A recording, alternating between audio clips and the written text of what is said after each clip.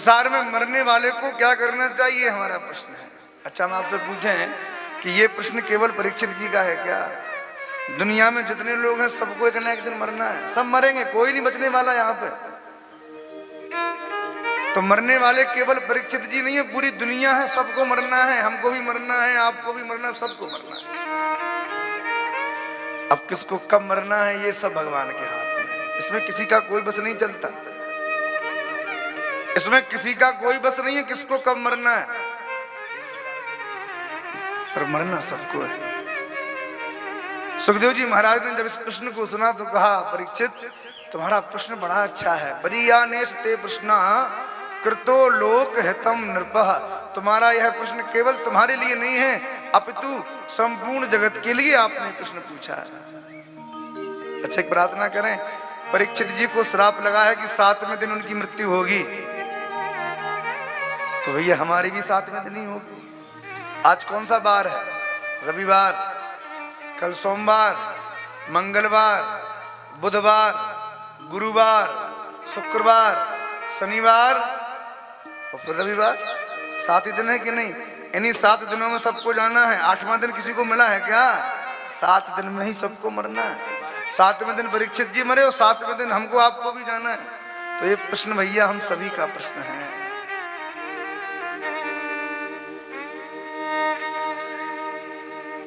सुखदेव जी महाराज ने प्रश्न की बड़ी प्रशंसा करी और परीक्षित जी से कहा, परीक्षित तुम्हारा प्रश्न बहुत अच्छा है।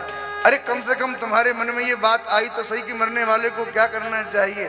संसार के लोग तो खाने पीने सोने में ऐसे मस्त हैं कि वो मृत्यु को भूल ही गए हैं। महाराज, जीवन में यदि कुछ करना है ना तो भैया ये 2 बातों को कभी नहीं भूलना चाहिए। 2 बातें हमेशा याद रखनी चाहिए।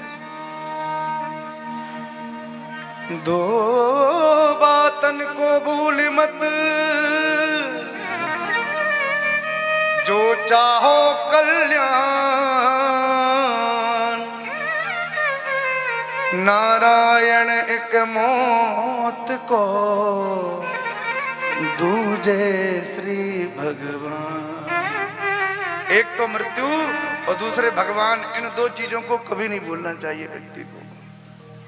अच्छा, मृत्यु जब याद रहेगी ना तो भगवान भी याद आते रहते हैं, और मृत्यु हम भूलते हैं तो भगवान की भी विस्मृति हो जाती है।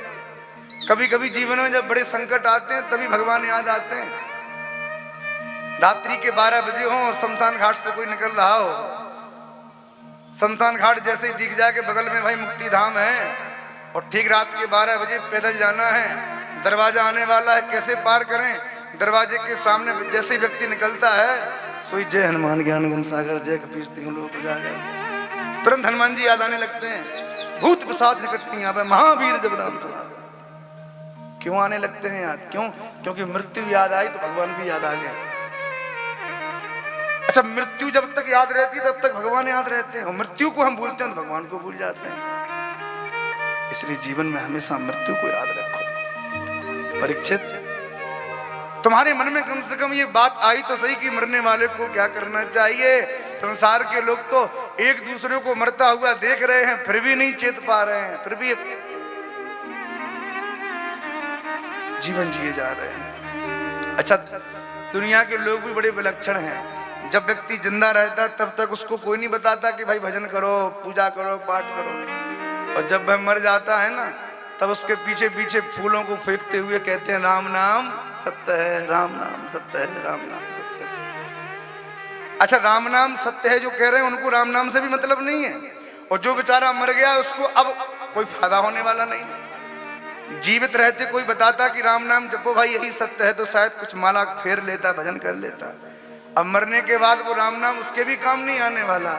और जो कह रहे हैं वो इसलिए कह रहे हैं कि उनको ये बात प्रचलन में पता है कि जब कोई मर जाता है तभी बोलना पड़ता है राम नाम सत्य है, जीते जी थोड़ी बोलना पड़ता है। लोगों की स्थिति है। अच्छा, हम आपसे पूछे राम नाम सत्य है, राम नाम सत्य नहीं है क्या? अरे राम नाम ही तो सत्य है। दुनिया जितनी दिख रही है सब एक ना एक दिन जाएगी, सत्य तो केवल राम नाम ही है। तो राम नाम सत्य को अंतिम समय क्यों भजते हो भाई? शुरू से भजना शुरू कर दो। पर लोग इतने विलक्षण बुद्धि के हैं कि उनको राम नाम सत्य कहने में लगता है, अरे महाराज तो मरने के बाद ही कहा जाता है, जिंदा में थोड़ी कहा जाता है। चलो एक बार सभी लोग बोलो राम नाम। देखो अभी भी आवाज दब के बोला एकदम, कहीं तेज ना निकल जाए आवाज। अरे भैया कोई गलत बात बुलवा रहे हैं क्या? राम नाम ऐसे आवाज आनी चाहिए। अरे राम नाम तो सत्य है, और क्या सत्य है? चलो यहां तो बोल दिया आपने, पर किसी का विवाह हो रहा हो और मंडप में खड़े होके मत बोल देना कहीं राम नाम सत्य है। गलत बात तो नहीं है, खूब बोल सकते हो, पर लोक व्यवहार में उस राम नाम सत्य को सुन के लोग तुमको लड्डू नहीं खिलाएंगे, पकड़ के बाहर कर देंगे, जाओ भाई बाहर निकालो इसको। संसार की स्थिति ऐसी है। बोलो राधे राधे। मृत्यु सबकी आनी है महाराज, सबको मरना है एक दिन, कोई नहीं बचने वाला संसार में। हमारे महात्मा तो कहते हैं भैया ये दुनिया जो है ना ये क्या है? साधु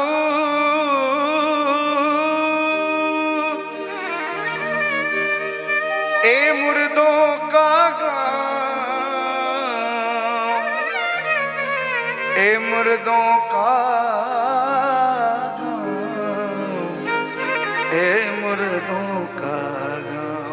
ये दुनिया में जो भी दिख रहा है ना सब मुर्दे ही मुर्दे घूम रहे हैं महाराज, कोई जिंदा नहीं है।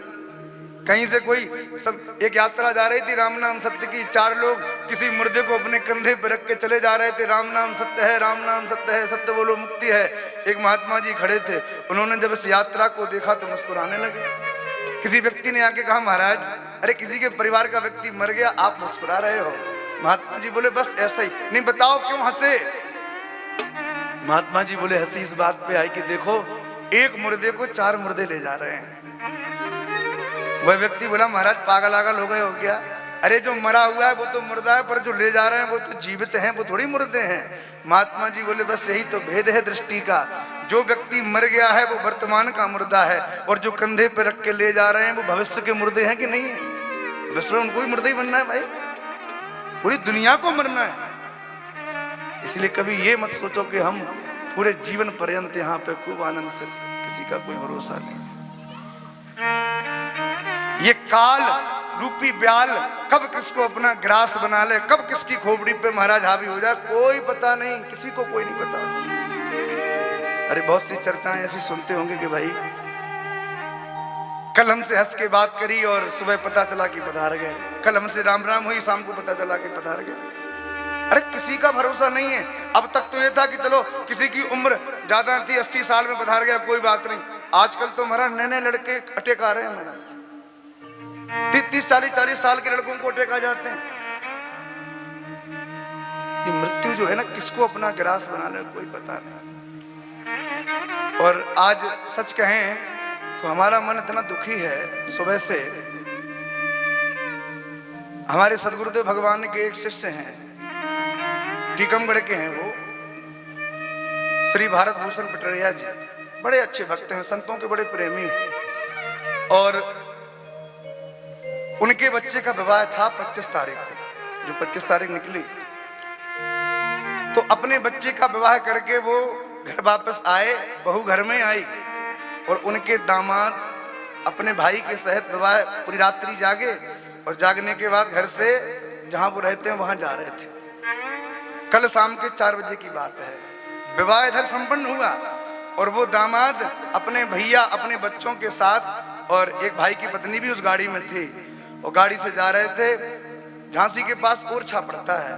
ओरछा के पहले वो गाड़ी महाराज पता नहीं कितनी स्पीड में थी, क्या थी, सामने कोई आया, कंट्रोल नहीं कर पाए और गाड़ी पेड़ में जाके लगी। दोनों भाई, सगे दोनों भाई आगे जो बैठे थे, ऑन द स्पॉट उनकी मृत्यु हो गई महाराज। कल शाम को 4 बजे घटना।